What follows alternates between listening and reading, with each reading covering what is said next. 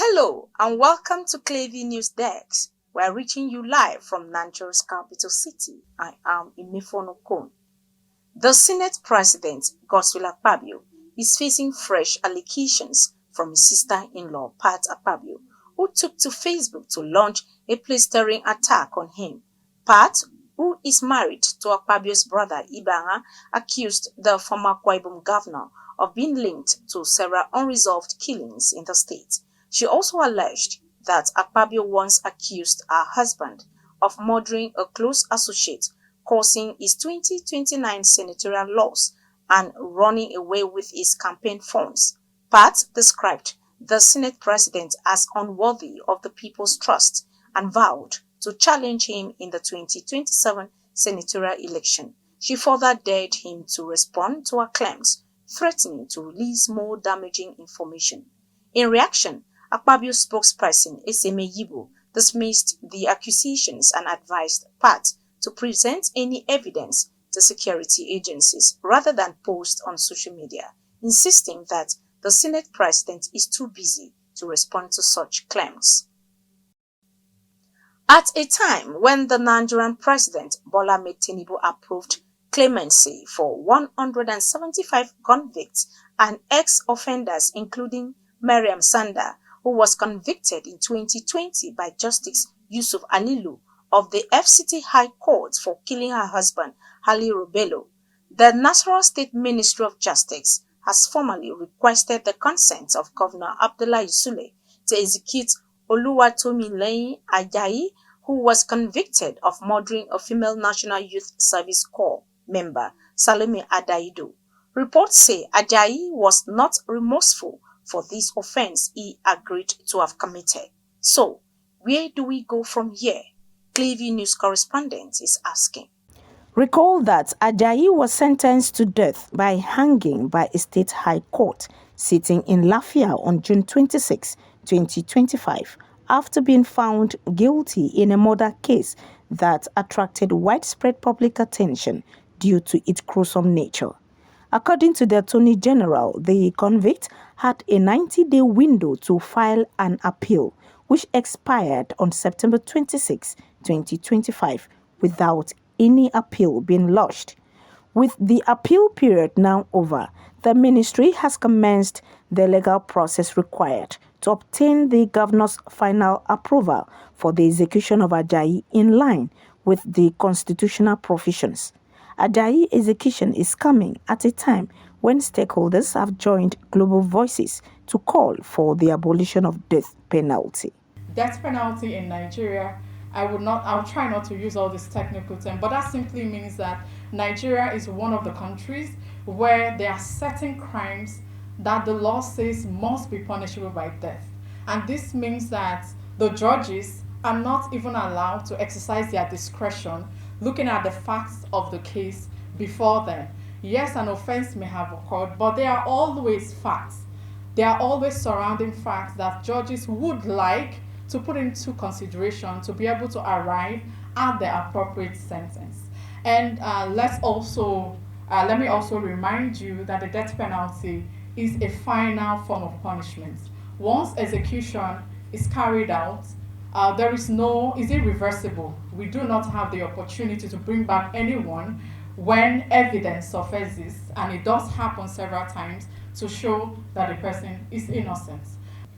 The death penalty remains one of the most contentious human rights issues of our time, raising critical questions about justice, equity, dignity, and the sanctity of life.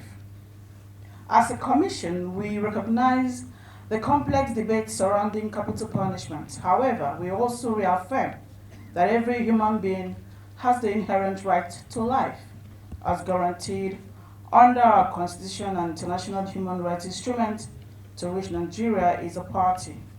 Death penalty in itself does not give the convicted person an opportunity to have a second chance at life.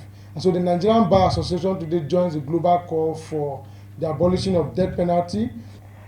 But globally, the tide is turning. Over 144 countries have abolished the death penalty in their laws or in practice.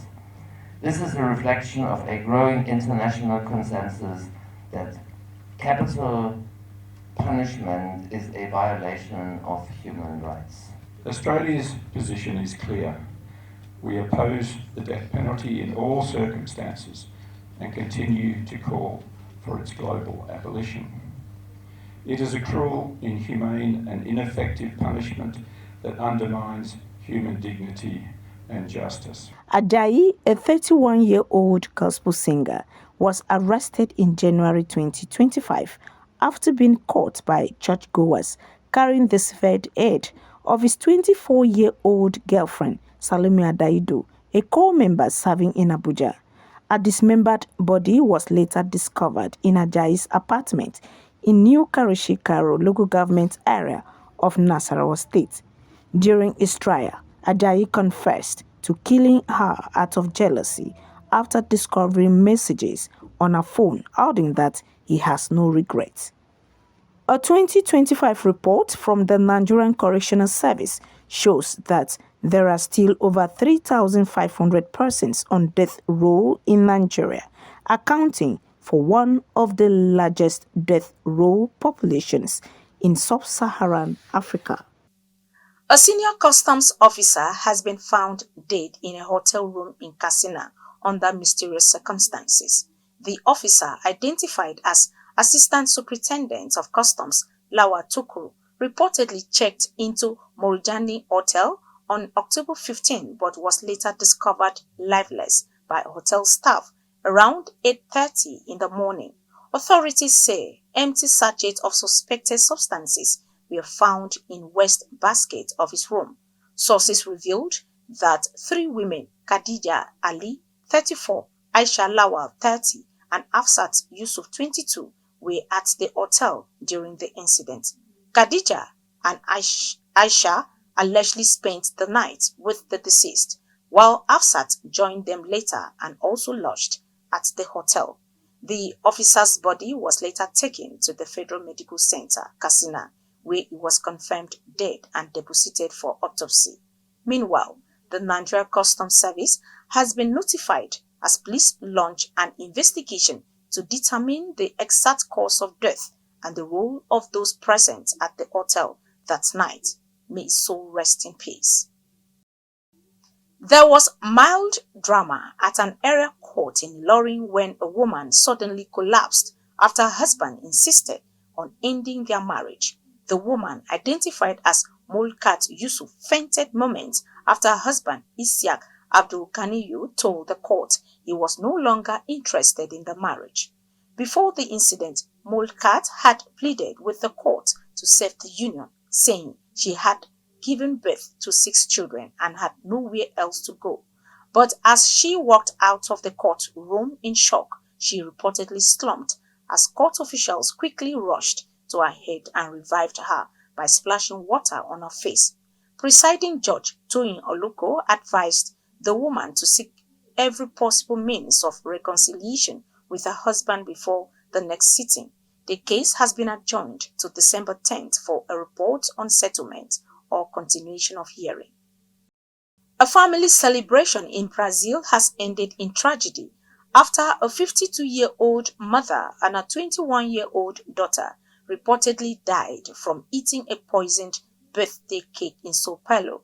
Authorities say Ana Maria de Jesus and her daughter Larissa de Jesus Castillo fell ill shortly after eating the cake delivered by a relative who allegedly owed them money. Tests later revealed traces of pesticides in their bodies. Police have ordered the arrest of Anna's niece, Patricia, and her husband, Leonardo, who investigators say made suspicious online searches about heart attacks and poisoning before the death.